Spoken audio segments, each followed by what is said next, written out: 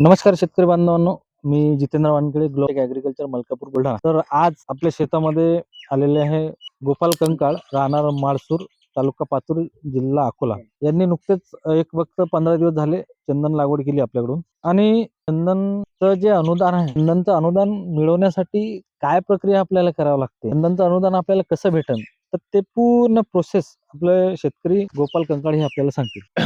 चंदनाचा अनुदान मिळण्यासाठी तुम्हाला पहिल्यांदा ग्रामसेवक आणि रोजगार सेवक यांची भेट घेणे, त्यानंतर ग्रामपंचायत मार्फत ठराव घेणे, ठराव घेऊन ती एक फाईल 7/12/8 आधार कार्ड, तुमचे सर्व जे डॉक्युमेंट सांगतील रोजगार सेवक, जॉब कार्ड रोजगार सेवक बनवते, ते सर्व फाईल बनवून पंचायत समितीला, तुमच्या पंचायत समितीत जे असेल ते सबमिट करायची. सबमिट केल्यानंतर गट विकास अधिकारी तुम्हाला त्याचं प्रशासकीय आणि तांत्रिक मंजुरात देते. मंजुरात दिल्यानंतर वर्क ऑर्डर मिळते. एकरी 3 लाख रुपये अनुदान आहे सध्या चालू महाराष्ट्रात पूर्ण. या हिशोबानं तुम्ही तुमच्या ग्रामसेवक आणि रोजगार सेवकाची पहिल्यांदा भेट घेणे, त्याच्यानंतर ती प्रोसेस चालू होते. एकरी 3 लाख रुपये अनुदान आहे. एकरी 444 झाडं लावणं अनिवार्य आहे. सर्व महाराष्ट्रामध्ये हे चालू आहे. बघा सर्व शेतकऱ्यांनी याचा लाभ घेण्यात यावा. तर शेतकरी बांधवांनो, यांच्याकडे जे वर्क ऑर्डर आहे ते सुद्धा आहे आणि यांनी स्वतः अनुदान घेतलं. म्हणजे 2 एकरचं 6 लाख रुपये. 2 एकरचं यांनी 6 लाख रुपये अनुदान सुद्धा घेतलं आणि झाडं सुद्धा त्यांनी लावले. तर विषय कसा माहिती आहे का, की चंदनावर अनुदान आहे की नाही, हा भरपूर शेतकऱ्यांचा प्रश्न असतो. तर चंदनावर अनुदान आहे, पण त्याची प्रोसेस आणि त्याची प्रक्रिया कशी असते ते आता कंकड साहेबांनी आपल्याला समजून सांगितली.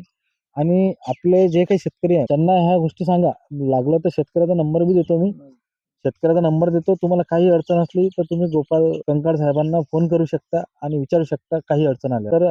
शेतकऱ्याला एवढं सांगणं आहे की बा चंदनाला अनुदान आहे आणि चंदन लागवड करतानाही प्रॉपर नियोजनाखाली करा. हे उगाच म्हणजे नियोजन आपल्या अनुदानापुरतं लागवड करा असं नाही. आज त्यांनी जो निर्णय घेतला त्यांच्याकडे भरपूर लोक आले की बा आम्ही तुम्हाला अनुदान काढून देतो, हे करतो ते करतो. पण वास्तविकता काय माहिती आहे की अनुदानही महत्वाचं आहे आणि आपलं ते झाड जगवणंही महत्वाचंच आहे. नुसतं अनुदान घेण्यासाठी जर झाड लावत असाल तर ते करून काही उपयोग नाही. तर ह्या गोष्टी तुम्हाला जे काही अडचण आली ते तुम्ही यांना कॉल करू शकता. यांचा नंबर मी त्याच्यामध्ये देतो आपल्या कमेंट बॉक्स. धन्यवाद.